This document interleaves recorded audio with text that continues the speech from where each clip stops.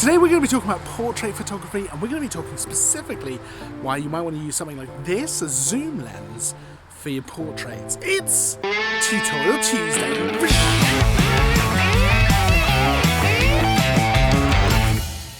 Welcome back to Tutorial Tuesday, where every single Tuesday you get a brand new, fresh photography tutorial. Now this week we're out and about, we're taking some portraits. I've got two zoom lenses with me, the 24 to 70mm and the 70 to 200mm. I've got my model with me who's actually behind the camera right now, and we're going to take some portraits at different focal lengths. Now part of the reason for this is I've been doing a lot of portrait work using these zoom lenses. I use the 24 to 70 a lot for portraits because I like the versatility. I like being able to affect my focal length there as opposed to primes, and I use the 70 to 200 all the time because you can get that awesome compression. Now I do use prime lenses. I love using the 85mm. There's absolutely nothing wrong with using something like a 35mm, 50mm, 85mm, 135mm, anything like that can make some really great portrait photos.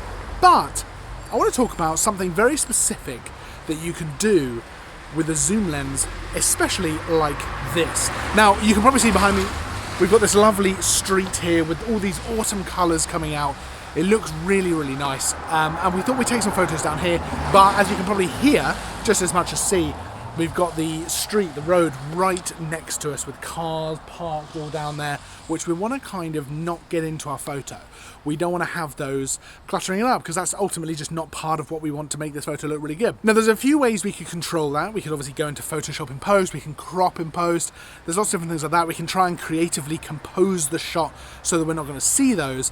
But I want to have a straight shot down this kind of pavement here, with the trees overhanging and all the nice beautiful colours coming through, and I don't want to have to crop out bits like the tree and stuff like that just to get rid of the cars. So instead what we're going to do is use probably specifically the 70 to 200mm lens to actually control that background and actually make sure that we're getting exactly what we want just as the background to our photo. So let's start off with the 24 to 70mm. Now I use this a lot for portraits.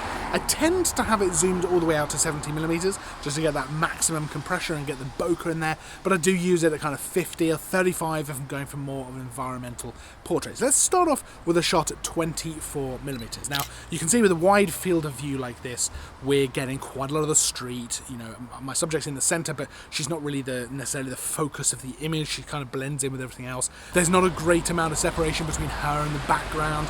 You know, the colors are there, the autumn colors, but we've also got the sky up in the top, which is looking a little bit overexposed because we're bumping up that ISO a little bit just to make sure that my subject is nice and well exposed. We want her to be the brightest part of the image, so the sky isn't really doing us any favors at all. So we're going to have to zoom in a little bit. Let's go into 35mm. Now to do that, we're going to have to move back. We'll actually physically move the camera back to keep the same composition with my subject. So let's do that. And at 35mm, you can see we're getting a better look to things. You know, there's a little bit more separation. She's certainly standing out a little bit more as the subject. But even so, we've still got loads of the street. We've got the cars, we've got the walls, we've got the sky. It's not ideal. So let's zoom all the way to 50mm. We're going to move the camera, physically move it back again. Now, I've got it on a tripod just to make this a little bit easier. But at 50mm, you can see there's a bit better separation now. She's very much the subject. We've got a slightly better blurred background. So we've had a bit of blur in all of these so far, but now it's looking a little bit more separated. Nice blur to the background. She's the subject. We've got the nice colours, but we've still got a bit of sky. We've still got the cars. We've still got the wall. So let's zoom all the way into 70mm now. So this is now the maximum focal length that we can go for with this lens. This tends to be where I take portrait photos with this lens. Depends on what I'm going for. If I'm going for more of an environmental shot, I might come back to something like 35mm or 50mm or even 24mm if I want a really wide shot. But tends to be I'll go all the way out to 70mm. Now at f2.8, you're absolutely still going to get a nice bit of bokeh in the background. The compression's going to work in your favour. And here you can see there's a much nicer shot. You know, it's more in line with what we're probably looking to get. So we've still got the nice colours in the background. It's a bit more blurred out. But we still have some problems here and there. We've got the cars, we've got the sky, we've got the wall. And, you know, we could definitely have more of a separation between subject and background. So now let's switch over to this, the 70 to 200. Now, I've been using this a lot for portrait work over the last few months. We actually did a video about a year ago talking about taking portraits with a 70 to 200, and a lot of those kind of tips in there are very much relevant now. And that is partly why I've been doing it actually. It's to get control of the whole image. So I love shooting 85mm, f1.4, something like that, you know, super wide open, get that really shallow depth of field. I think it looks dreamy, I think it looks beautiful. That's a great way to shoot. But with a prime lens, you don't have quite as much versatility as you do with something like this. Something where you can actually affect the focal length and actually affect the compression and just everything. So let's switch over to this now and take a few photos. Let's immediately zoom in to 100mm. Let's go all the way to 100mm now. So we're obviously going to have to move the camera a decent length back physically to keep the same composition. You can see we're making a big difference now with that background. This is the key thing that I think I'm able to affect with the 70-200. Yeah, it makes it such a big difference to the background. If you want to keep the composition the same for your subject, have them the same size in the frame, your background is going to change a lot. So at 100mm, we've got a nice bit of colour, we've got a lovely bit of blur, it's starting to look really nice, the separation is great, but we still could go a little bit further. So let's go all the way to 135, again moving the camera back. We're actually quite far away from our subject now. And at 135mm, we've got a great bit of compression here, giving us almost the background we want. It looks really nice. We've got a nice bit of blur, the bokeh looks really good, the colours look great, and we're getting rid of those problem areas, so the cars, the sky, you know, we're getting rid of those and really focusing in on what we want. Now, zooming in finally, let's go all the way to 200mm. This is where I shoot a lot of portraits. I shoot between 135 and 200mm in situations like this. So there's a lot of times when I'll need to take a photo, a nice portrait photo, in an environment that looks beautiful. So there's a lot of times where I want to take a portrait photo, or I need to take a portrait photo, in a really beautiful environment, much like this street here, with these lovely trees, but there's a lot of problematic things in the shot. There's a lot of areas that we want to reduce, we want to get rid of, basically we want to take them out. But I'd much rather do it in camera than in post, because that's, first of all, it's a lot easier to do it in camera, and second of all, it's just a lot of time to do it in post. So if we can do it here, that's what I tend to do. So in situations like this, where you've got a lovely composition with these trees, I'm pretty much always going to go for something like a 70-200, zoomed pretty much at something like 135 all the way out to 200.